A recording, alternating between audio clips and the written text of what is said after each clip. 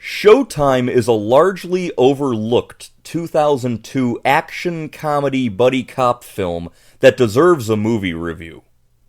The movie centers around two Los Angeles police officers.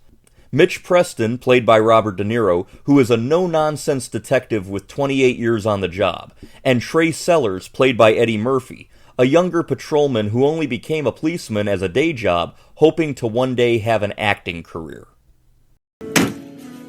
Well, I may be off the force, but I am not off this case. That's not in the script. Oh, yeah, I just threw that in at the end, to make my character have the last line in the scene. I thought my character should have the last line, Yes. stronger than he's still in. Yep, right here. Move to cheers. Bye-bye. Take care now. You too. Restroom's on your left. Don't give up the day job. Unless, of course, it's acting. While undercover on a case, Preston's investigation is accidentally botched by Patrolman Sellers. Get out of my way! Put the weapon down and put your hands above your head! We got an officer in box! Put the weapon down right now! Put it down! Right now! Down! After snapping and shooting a Maxis TV network camera, a producer for the network named Chase Renzi, played by Rene Russo, decides to produce a reality show around Preston's day-to-day work. Detective Mitch Preston obliterates Max's TV camera. That's our equipment. Right. Rogue cop guns down Max's camera. We can sue him for that. Exactly. With the department facing a multi-million-dollar lawsuit and wanting better publicity in light of the incident, they force Mitch to comply. Okay, No, Mitch, no, I'm no not choice. doing it. No choice. Ben, I didn't give you a I'm not choice. doing it. Let him follow somebody else. I'm not doing it. Mitch, they don't want anyone else. You, the man of the hour. Adding to his stress, Renzi, along with her assistant Annie, played by Robert De Niro's adopted daughter Drana DeNiro, decide to team him up with Trey Sellers. I want to stand out. I'm trying to get this part. What part?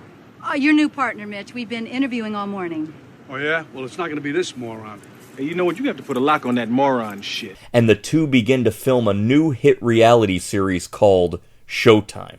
You guys need a catchphrase? I got one. I wish I was dead.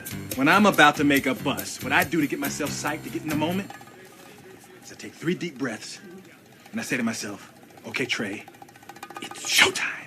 You say that? That's the stupidest thing I ever heard. While Trey loves to ham it up for the camera, Mitch wants absolutely nothing to do with it, and is often aggravated by the whole thing. Surprise! What the hell did you do to my place? You don't like it? No, I don't like it. Hey, maybe we should call Don Johnson and tell him we found his apartment. Just trying to give you a little sex appeal. Sex appeal. It looks like a gay porno star lives here. Yeah, and here they are, right here. William Shatner, playing himself, shows up as a technical advisor on the show, much to the annoyance of Mitch.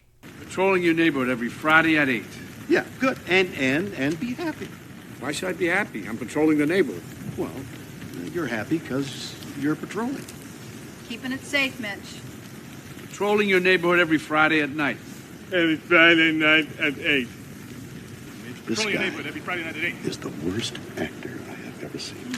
While becoming famous, they also find themselves on the hunt for the maker of the insane illegal gun, and find themselves zeroing in on arms dealer and murderer Cesar Vargas, played by actor Pedro Damian.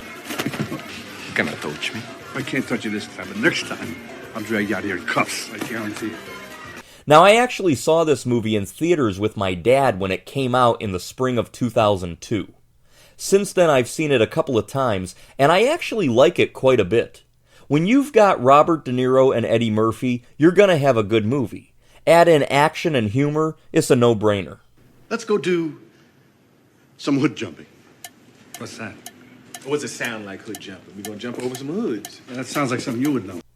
It's humorous to see Robert De Niro repeat a line he said almost verbatim in 1988's Midnight Run 14 years before. And what is this dog? Get this dog out of here. Get this fucking dog out of here. Get the dog out of here, man.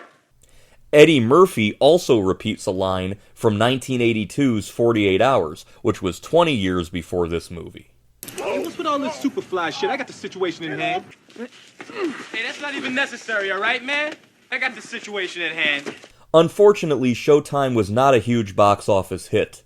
Filmed in early 2001, it was released in March of 2002 and grossed a worldwide total of $77 million on a budget of $85 million, and only 38 of that was from America. One problem I think it had was that it was a buddy cop action flick during that time back in 2002 and 3 where we had a lot of big epic movies. It was actually in theaters at the same time as movies like Lord of the Rings, Star Wars Episode 2, Spider-Man. Can't compete with that. Now this is the type of movie I call a comfort action movie.